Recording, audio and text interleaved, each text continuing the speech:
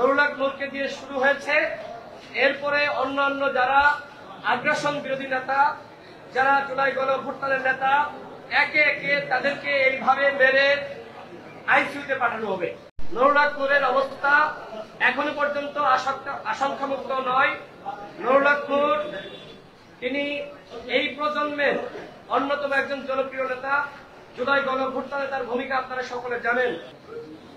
আমি আর দুটি বিষয়ে কথা বলতে চাই। গতকাল আমরা লক্ষ্য করলাম শাহবাগে আমাদের একটি সংহতি সমাবেশ ছিল।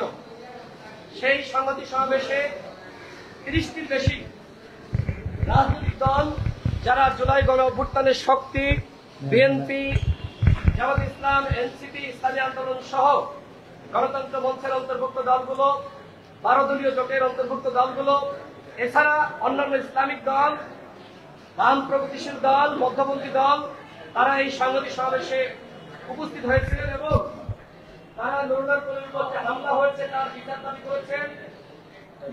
জাতীয় পার্টি, আওয়ামী লীগ, 14 দলের দোষরদের বিচার দাবি এবং নিষিদ্ধ দাবি করেছেন। কালকে একটি শপথ প্রোগ্রাম আমরা শাহবাগে শেষ করেছি। এরপর আমরা লক্ষ্য করলাম যে আমরা কার্যালয়ে অনেকে ফিরে গিয়েছি। কে বা কারা জাতীয় পার্টির কার্যালয়ের সামনে গিয়েছে, এর প্রেক্ষিতে জাতীয় পার্টির মহাসচিব আওয়ামী দর্শক তিনি বলছেন যে এই ঘটনার সাথে নাকি গণ অধিকার পরিষদ জড়িত। আমাদের স্পষ্ট বক্তব্য, গণ অধিকার পরিষদ গণতান্ত্রিক আন্দোলনে বিশ্বাস করে। সেই আন্দোলনের অংশ হিসেবে আমরা প্রধান উপদেষ্টা বরাবর জাতীয় পার্টি এবং 14 দলের সাংগঠনিক কার্যক্রম নিষিদ্ধ করার আহ্বান জানিয়ে স্মারকলিপি দিয়েছি। সেটা প্রায় 7-8 মাস আগে। এছাড়া প্রধান নির্বাচন কমিশনার বরাবর আমরা ওই একই সময়ে স্মারকলিপি প্রদান করেছি।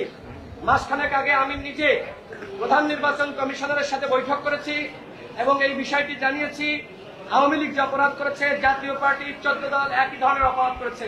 সুতরাং যেহেতু আওয়ামী লীগের সাংগঠনিক কার্যক্রম নিষিদ্ধ করা হয়েছে, জাতীয় পার্টি এবং 14 দলের সাংগঠনিক কার্যক্রম নিষিদ্ধ করতে হবে। এইটা আমাদের ধারাবাহিক আন্দোলন। কিন্তু বলা হচ্ছে হঠাৎ করে নাকি আমরা এই আন্দোলন শুরু করেছি। আপনারা সাংবাদিক ভাইয়েরা, আপনারা সবসময় জাতির কাছে আপনারা সত্য এবং সঠিক নিউজ তুলে ধরেন। আপনাদের প্রতি আমার আহ্বান থাকবে, গণ অধিকার পরিষদ যে ধারাবাহিকভাবে এই আন্দোলন করছে, এইটা নতুন কোন আন্দোলন নয়, সেইটা আপনারা স্পষ্টভাবে তুলে ধরার চেষ্টা করবেন। জাতীয় পার্টির কার্যালয়ে যে সেবটাজ হয়েছে, এই ঘটনার সাথে গণ অধিকার পরিষদ জড়িত নয়। এমনকি শাহবাগে আমরা যারা একসাথে সংহতি সমাবেশ করেছি, তাদের কেউ এই ঘটনার সাথে তাদের ন্যূনতম সম্পৃক্ততা নাই। সুতরাং শামীম হায়দার পাটোয়ারি ফ্যাসিবাদের দশক, সে গণ অধিকার পরিষদের কার্যক্রম নিষিদ্ধ দাবি করেছে। ওর অত বড় স্পর্ধা কিভাবে হয়? পুলিশের সামনে জাতীয় পার্টির কতিপয় নেতারা সেখানে মিছিল করছে, পুলিশ দাঁড়িয়ে দাঁড়িয়ে ললিপপ খাচ্ছে। এইটা পুলিশের ভূমিকা হতে পারে না।